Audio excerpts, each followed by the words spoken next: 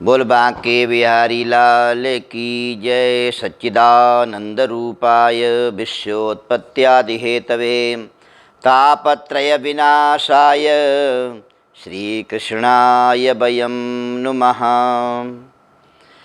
धर्मानुरागी सज्जनों, माताओं, बहनों, आज आप सभी लोगों के लिए भाद्रपद मास के शुक्ल पक्ष की चतुर्थी, जिसके लिए कलंक चतुर्थी बोलते हैं, इस कलंक चतुर्थी के लिए जो कोई भी चंद्रमा देख लेता है तो उसको बैठे बैठाए कलंक लग जाता है, झूठा कलंक लगता है। तो चौथ को देखे चंदा, घर बैठे लागे फंदा। चतुर्थी का चंद्रमा जो देख लेता है उसको कलंक लग जाता है। एक बार सत्राजित भगवान सूर्य नारायण की घोर तपस्या की। भगवान सूर्य नारायण ने प्रसन्न होकर के उनके लिए एक मणि दी, जिस मणि का नाम है स्यमंतक मणि। वो ऐसी दिव्य तो अलौकिक तेज वाली मणि जो सोने के लिए अर्थात रोजाना 8 भार सोना देती थी। ऐसी वो अलौकिक मणि को लेकर के भगवान की सुधर्मा सभा में आ गया। जब भगवान की सुधर्मा सभा में बांके बिहारी लाल जी के यहाँ पर आया तो सभी लोगों ने उसके तेज को देख करके उसकी बड़ी प्रशंसा की। सत्राजित, ये तुम्हें कैसे प्राप्त हुई? सत्राजित ने पूरी कहानी सुना दी। तब सभी लोगों ने कहा कि ये यदि मणि भगवान श्री कृष्ण के गले में होती तो कितनी अलौकिक छवि को देती, इसलिए भगवान के गले में शोभा ज़्यादा पाती। हे सत्राजित, यह मणि भगवान श्री कृष्ण को दे दो। लेकिन सत्राजित ने देने से मने कर दिया और वो अपने राज्य में वापस आ गया। सत्राजित अपने राज्य में रहने लगा। उसका छोटा भाई प्रसेनजित एक बार शिकार खेलने के लिए गया जंगल में, तो वो स्यमंतक मणि लेकर के गया। उस स्यमंतक मणि का इतना प्रभाव, चमक धमक था कि प्रसेनजित को शेर ने मार दिया।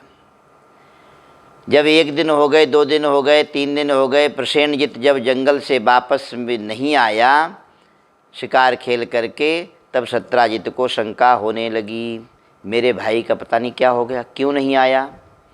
कहीं मेरे भाई को श्री कृष्ण ने तो नहीं मरवा दिया?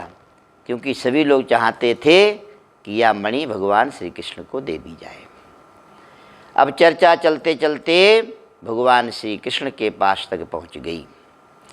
भगवान श्री कृष्ण नंदन ने कहा, नाना जी, मुझे तो कलंक लग गया है, इस कलंक को धोना जरूरी है। तब अपने भाई बलराम जी के साथ में, नाना जी के साथ में और सेना को लेकर के जंगल में आए प्रसेनजित के राज्य में। प्रसेनजित का खोज करने लगे। खोजते खोजते उन्होंने देखा जंगल के बीच में प्रसेनजित मरा पड़ा हुआ है, लेकिन मणि नहीं मिली। तब आगे बढ़े तो देखे शेर मरा पड़ा हुआ है, लेकिन शेर के पास में भी मणि का कोई अता पता नहीं। तब आगे बढ़े निशान देखते हुए, तो वो निशान एक गुफा में जा रहे थे। वो गुफा आपको बता दूं कि कहाँ है। वो जम्मू प्रांत में, जम्मू सिटी में आज पीरखो के नाम से मशहूर जगह है, वहाँ पर यह जामवंत की गुफा आज भी मौजूद है। भगवान श्री कृष्ण ने सभी को बोला कि आप सभी लोग बाहर रहो, मैं अंदर जा कर के देखता हूँ। भगवान श्री कृष्ण नंदन अंदर जब गए तो स्यमंतक मणि से उनकी कन्या खेल रही थी। जब उन्होंने अलौकिक पुरुष के लिए देखा तो चीत्कार करने लगी, अपने पिताजी के लिए पुकारा। तो जामवंत जी की नींद खुल गई। जामवंत जी जब बाहर आए तो उन्होंने, भाई आप कैसे आ गए अंदर? तो आपस में उनकी तकरार हो गई और उनका युद्ध, भयानक युद्ध हुआ भगवान श्री कृष्ण और जामवंत जी का। तो भगवान ने में एक मुक्का उनकी छाती में मारा, इससे वो तिलमिला गए। उनको भगवान श्री कृष्ण में राम जी नजर आने लगे। भगवान को देख करके उनके चरणारविंद में गिर गए। भगवान ये क्या हुआ, मैंने आपके ऊपर इतना अत्याचार किया, मैंने प्रभु इतने दिनों तक आपके साथ युद्ध किया, स्वागत करना था आपका, इतने दिनों के बाद में मिले तो मैंने आपका ये कर दिया, अपकार कर दिया। हे प्रभु मुझे क्षमा करें। बार बार याचना प्रार्थना बंदन भगवान से करता है।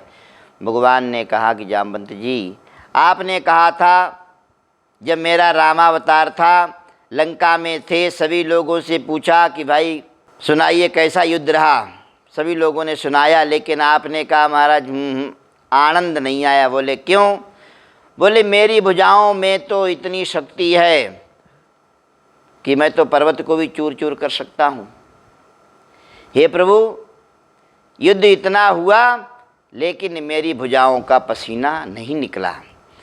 भगवान ने उनसे कहा कोई बात नहीं जामवंत जी, मन में विचप कहा कि आपकी यह भी मनोकामना मैं पूर्ण करूँगा, क्योंकि मैं भक्तों की कोई भी ऐसी मनोकामना नहीं होती जिसको मैं पूर्ण नहीं करता हूँ। वो पूर्ण भगवान ने उनकी कृष्णावतार में आकर के जामवंत जी जब थे उनसे युद्ध करके और उनकी बाजुओं की खारिश और पसीना निकाल दिया। जामवंत जी बड़े भगवान से खुश हुए, भगवान की प्रदक्षिणा की, हे प्रभु जी मेरे अपराध क्षमा करो और मेरी यह कन्या इसको आप स्वीकार कीजिए। जामवती को भगवान के हाथों में समर्पित कर दी और सिमंतक मणि उन भगवान के लिए सप्रेम भेंट कर दी और प्रार्थना की, हे प्रभु ये आपकी सेविका है, आपकी दासी है।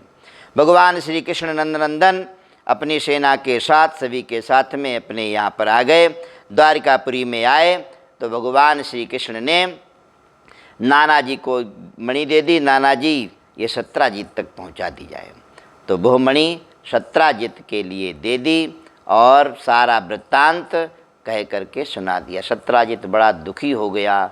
उसने सोचा कि भगवान श्री कृष्ण बड़े बलशाली हैं, पूर्ण परब्रह्म परमात्मा हैं, इनसे बैर विरोध करना अच्छा नहीं है।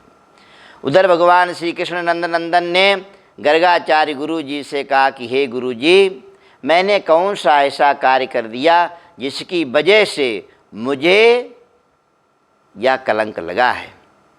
तब गर्गाचार्य जी ने कहा जाने में अनजाने में किसी प्रकार से भी व्यक्ति भाद्रपद मास के शुक्ल पक्ष की चतुर्थी के लिए यदि चंद्रमा का दर्शन कर लेता है तो उसको कलंक लग जाता है।